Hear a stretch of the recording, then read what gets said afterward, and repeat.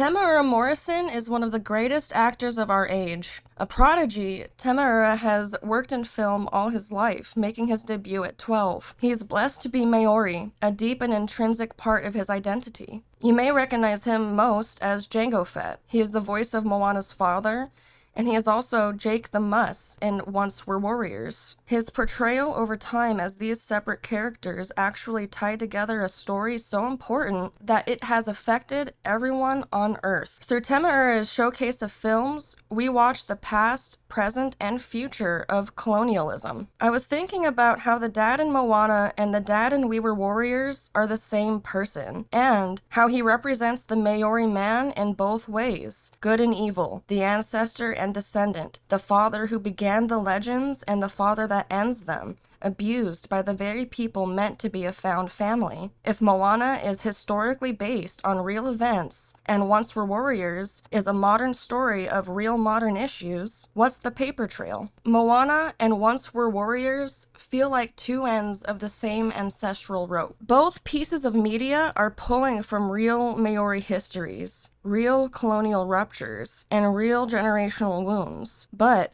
filtered through very different storytelling traditions, mythic versus gritty realism. Both Moana and Once Were Warriors depict the Maori father as an inheritor of broken lineage, one version idealized by myth and one damaged by colonial modernity. When placed together, they show the full historical arc, the ancestor who led his people across oceans, and the descendant crushed by a system that stole the ocean from him. Moana draws heavily from the long pause and the Polynesian resurgence of voyaging, the deep tradition of Wakapapa, genealogy as a living spiritual chain, and the idea that leaders are responsible for protecting their people by protecting the land and the sea. Moana's father, Tui, is written as a chief who carries generational trauma by witnessing his friend's death at sea, a man afraid to lose what remains of his people,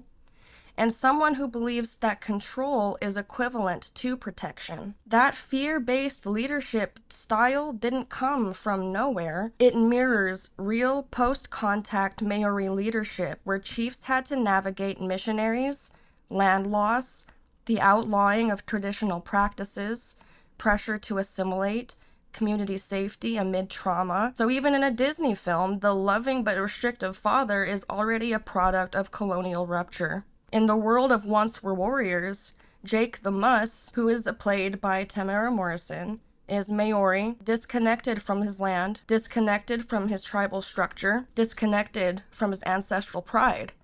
He's disproportionately affected by alcohol, poverty, and systemic racism, and he's violent towards the people he loves the most. This character is not the opposite of Moana's father. He's the same genealogy, but after 150 years of social destabilization. Critics and Maori scholars consistently point out that the violence in the film is not innate, and it's the direct aftermath of colonization, urban relocation policies, and cultural displacement. Jake is what happens when Wakapapa is severed. Because Temuera Morrison plays both fathers, it means the chief of a thriving, voyaging community and the broken man left behind after those systems are dismantled makes him a living symbol of Maori masculinity in two timelines, pre-colonial and post-colonial. Temuera Morrison embodies the heartbreak of here is what we were allowed to be,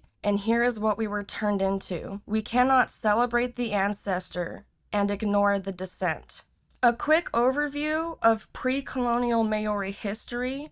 In the years 1900 to 1100, the first Polynesian settlements in Aotearoa are confirmed by archaeological consensus and radiocarbon dating. From 1100 to 1400, this is where Maori culture expands, tribal formation happens, and the voyaging begins. Maori culture develops from Eastern Polynesian traditions. Wakapapa becomes the foundation of leadership, and voyaging canoes enable 1,000-mile travel. The long pause was a Pacific-wide phenomenon that the long-distance voyages across Polynesia slowed down. There are theories it happened because of climate shifts and resource stabilization and cultural consolidations, and it's relevant because Moana references the period of stopped voyaging. We could see it as not necessarily a stagnation, but the shift from expansion to internal development. At the same time, in the rest of the world, in Europe, feudalism and the Crusades began. In the Islamic world, the golden age of science and mathematics was happening. In China, the Song dynasty was happening, which was when they invented gunpowder and paper money. West Africa was the rise of the Ghana Empire and the Mali Empire. This is when Genghis Khan was active. Marco Polo traveled to China. In Europe as well, this is also during the time that the Black Plague happened. The Aztec civilization was rising. So while Maori voyaging paused, the rest of the world was also reorganizing through empires, religion, pandemics, technological changes, and socio-political upheaval. And this is crucial because it emphasizes that the Polynesian world was not behind, it's on a different trajectory.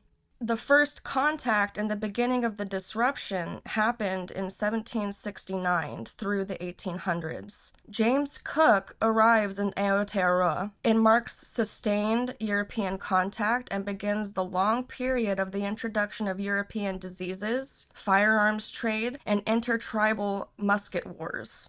Cook was not chosen because he was noble or heroic. He was chosen because he could draw a coastline accurately and survive anything. That's the reason he enters the Pacific story. Multiple Pacific cultures eventually drove Cook off their islands, and then the Hawaiians killed him in 1779. Cook came to Aotearoa because Europe desperately wanted a southern continent. They used the Venus transit to give Britain an excuse to send a ship. Cook actually had secret orders to find and claim territory. Cook's arrival wasn't random. It was the product of global imperial momentum, scientific ambition, and centuries of European expansion. The Musket Wars ended up in 20,000 Maori deaths. This resulted as well in the profound disruption of tribal structures and population movement and contributes to modern trauma cycles. Eventually, they signed a treaty between Britain and the island, which was breached and became the root of Maori political struggle for 180 years until now. This resulted in land confiscation, where the crown acquired over 95% of Maori land. The Maori population collapsed from approximately 120,000 to 42,000. They also invented native schools, as they did in the States. English was enforced. Maori were punished for speaking their native language. The Tohunga Suppression Act criminalized traditional healers and spiritual leaders and cut off Maori even further from cultural medicines and cosmologies. And there's also laws against gatherings and profits. All of these are a result of the fear of Maori autonomy. In the 1900s, the Maori Affairs Act and state-mandated Urban Relocation Act pushed Maori from rural tribal communities into the cities. They promised jobs and assimilation, but what they got was housing discrimination, low wages, just continued disconnection from their tribal community, and the loss of elders, language, and cultural anchors. In 1945, 75% of Maori people lived rurally. In the 1980s, that changed to being 80% of Maori living in cities, creating entire generations with no land, no village structure, no tribal support, and exposure to poverty, gangs, and alcohol abuse. This is the origins of Once Were Warriors. Because of the forced assimilation environment, Maori children were disproportionately placed into state homes, and there was high rates of domestic violence, alcohol abuse, police over-policing, and unemployment. And from 1984 to 1994, we see the Maori Renaissance, as in the revival of language, arts, and political identity. Te Reo Maori becomes an official language, but urban isolation still persists. Once Were Warriors came out in 1994, based on a novel in 1990. Jake the Muss represents a descendant of disrupted Wakapapa, and man relocated to an urban slum, a product of systemic trauma, and a symbol of Maori men stripped of mana, their authority, dignity, and spiritual strength. Critics of this movie emphasize that his violence is not inherent, it's structural, and it reflects the 1950s through the 1980s urban relocation general trauma cycle of the broken chief, the inverse of Moana's father. Australian Aboriginals experience worse health outcomes than almost any group in the developed world. Treaty breaches still have produced massive inequities in prison populations, health outcomes, and poverty rates. The Aboriginals and Maori both share systemic exclusion, attempted erasure of culture, social isolation, stereotyping, and generational trauma. Their treatment is distinct from other persecuted groups because the colonizer never left, they were not displaced anywhere, their land was taken while they remained on it, their oppression is domestic, intergenerational, and continuous. Temuera Morrison's portrayal of Jango Fett, and by extension the clones, has deep symbolic weight for the future, especially against the backdrop of Cook, Aotearoa, and Maori history. Jango Fett is a Maori-coded ancestor. Temuera Morrison, a Maori actor, becomes the template for an entire army, millions of cloned bodies who will shape the galaxy's fate. That alone is already loaded with meaning. It transforms the dynamic from colonial history to something inverted. Instead of Polynesian people being studied, categorized, or controlled, a Maori man becomes the genetic origin of a new people. He's the source of its soldiers. It's like the future acknowledging this is the bloodline you tried to suppress, but in sci-fi myth, it becomes the foundation of everything you built. It flips the power direction. The clone army is a metaphor for colonization, identity, and autonomy. The clones start as instruments of an empire, shaped by forces beyond them. That echoes Cook's arrival too, outside powers deciding destinies. But the clones develop individuality, culture, and brotherhood, something Cook didn't expect from the people he met either. So Jango Fett becomes a narrative seed for resistance, identity claiming, and the humanity within systems designed to erase humanity. Jango, being Maori, turns the clones into a symbolic future diaspora, people who weren't meant to have their own lives, but who do anyway. It's a kind of mythic correction, a story that the future tells back to the past. Cook represented expansion, mapping, claiming, and the classification of the other. Jango Fett represents ancestry, multiplicity, survival, and the return of the other as central. In a weird way, Morrison's casting becomes a vision of the future where indigenous identity isn't erased, it proliferates. Millions of Morrison-faced clones is like, we're still here. You tried to limit us to a footnote in your journals, but in the future, you can't escape us. It reframes Polynesian identity as foundational to a galactic myth instead of the target of colonial anthropology. The future imagines Maori descendants not as victims of history, but as architects to the Empire's destiny. Here's why Jango Fett became the clone blueprint in Star Wars. The Kaminoans wanted the perfect soldier. They were contracted secretly by Darth Tyrannus to create an army for the Republic. They needed a human with almost no genetic defects,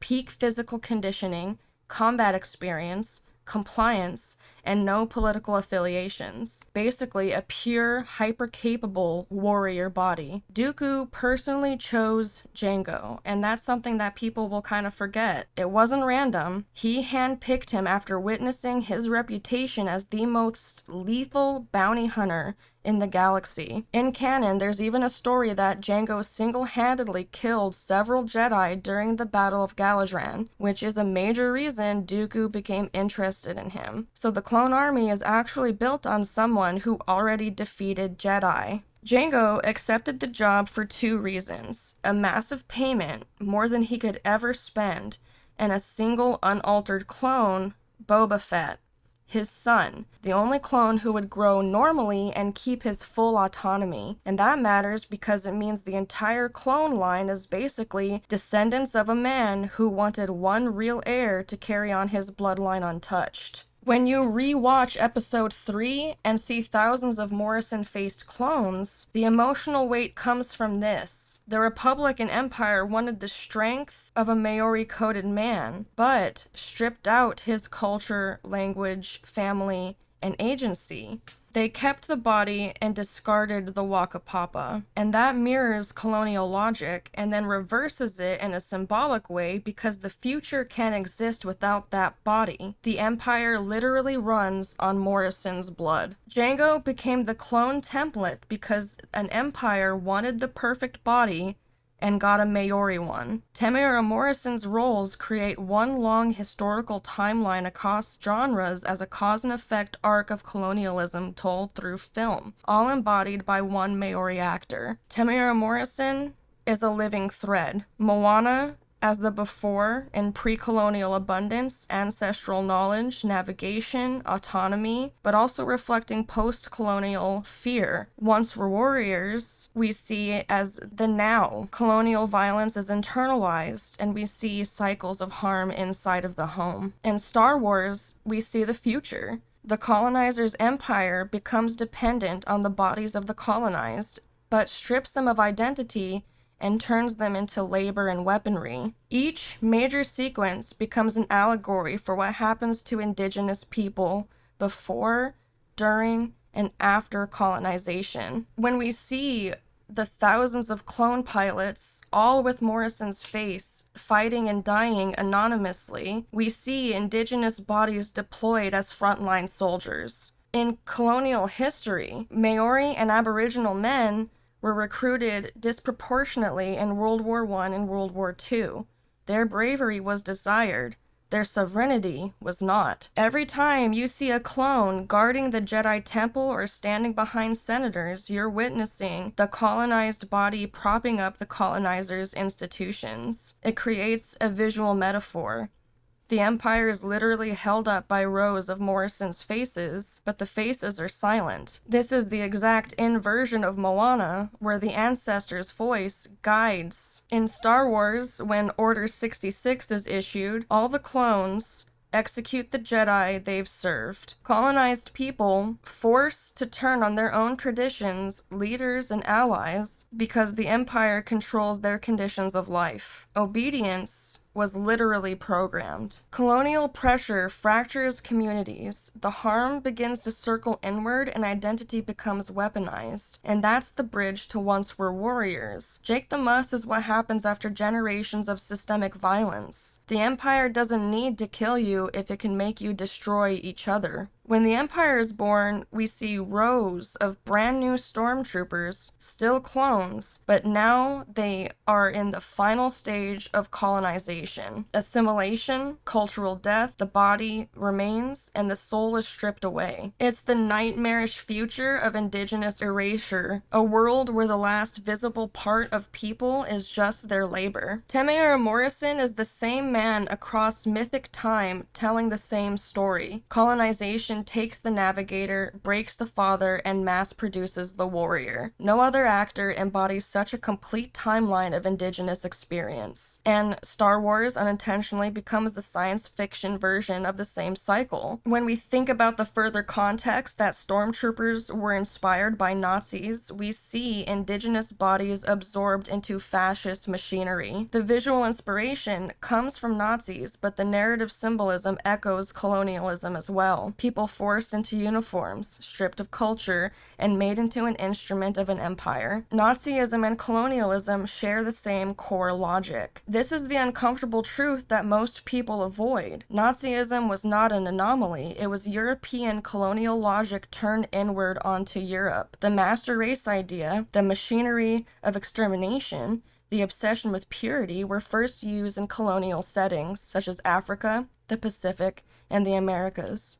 Hitler openly admired British colonial policy. The empire takes the body of the colonized, dehumanizes it, puts it in fascist armor, and uses it to enforce authoritarian rule. Django is a full person. The clones still have Morrison's face. They're obedient, but they're masked only sometimes. But the stormtroopers have no face, no identity. They just have the helmet. The only language they have is over Imperial communications chatter. Waka Papa is gone. Culture is erased. Stormtroopers are the most iconic enemy army in cinema, and they are built on a Maori genetic base. Yet, by the time of the original trilogy, no one even remembers the clones existed. Temuera says himself in interviews how he purposefully imbued Maori's spirit into his roles, especially into Jango Fett. In an Eyes on New Zealand interview, Morrison says, "I come from a warrior background. I'm a Maori. I've been trained in the art of our haka. Ha is the breath and ka is the fire. I'm using my warrior background as a source of energy and confidence." In Boba Fett is Back interview, he describes working with Dave Filoni and his cultural contribution. "I come from a warrior background. I was trained in the art of our haka." He studied Kappa Haka from a young age and says he brought Taiaha-style skills, Maori staff fighting, into his fight scenes. He actively draws on Maori warrior tradition in his performance as Django. That's not incidental. He sees his identity as part of the spirit of the character. He's layering his heritage directly into the sci-fi myth, reinforcing that the warrior tradition isn't just symbolic, it's lived. He's not just lending his face, he's grappling with what it means to put Maori identity onto a galactic canvas. And this is a concept that Maori held in their identity. To be a part of presenting that reality after so much genetic trauma is nothing less than amazing. The way that Morrison speaks about his roles in interviews reinforces the idea that he was born to play out a cosmic role as a living archive through his acting career. On Once We're Warriors, in a Screen Talk interview, he talks about auditioning for this role, eventually becoming Jake the Muss, and how physically demanding the role was. He also acknowledges how Once We're Warriors put him on the map internationally. His commitment to Once We're Warriors shows that he understood the weight of that role. It's not a superficial bad guy, but a deeply wounded Maori man, and he gave that complexity. By embracing that role, he roots himself in a story of intergenerational trauma and colonial aftermath, which perfectly connects to the narrative thread. When he's talked about Moana, he has said that there were directions given. They knew where to go. This movie highlights that. He directly rejects the myth that Polynesians just floated around. He knew they had knowledge, navigation, and intent. In a Moana 2 interview, he said performing in Te Reo Maori has a spirituality. That's the language of his ancestors. It just has a totally different ahua, because that's what we spoke first. He also has reflected, saying, "Our waka has traveled a long way in terms of Te Reo. The waka of our language come from a place where it was not permitted to speak our language. It's important that our kids can go to the movies and hear their reo, feel good, make that heartbeat a nice beat." When he talks about navigation, ancestral direction, and intentional voyaging, he's elevating Polynesian history from passive discovery to one of agency and mastery. His comments on Te Reo Maori emphasize language as a spiritual and ancestral thing. In his most recent film, In the Fire of War, Morrison explicitly says he's performing for his ancestors. That directly supports the argument of intergenerational trauma, memory, and reclaiming the narrative. He says, "We're doing it for our ancestors. You can capture the sound of our singing, the wailing, the pain. Sometimes magic happens, and this happened in this film." It's very relevant because it's a historical colonial story, and he's explicitly aligning his performance with ancestral memory and resistance.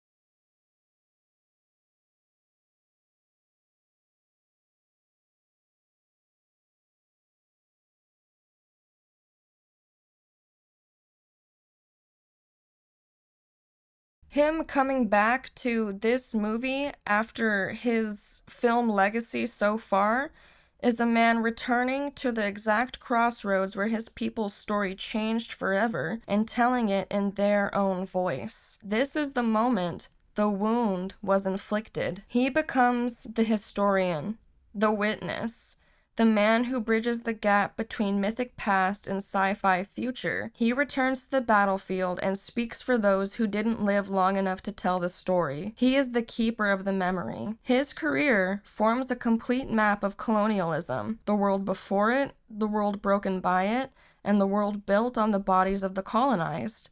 And finally, the moment where it all began. He shows us the indigenous man mythologized, broken, replicated, demonized, and still standing. It's the whole story of colonialism told through characters who don't know each other but all share the same face. A lineage stretched across worlds. The ancestor, the survivor, the blueprint.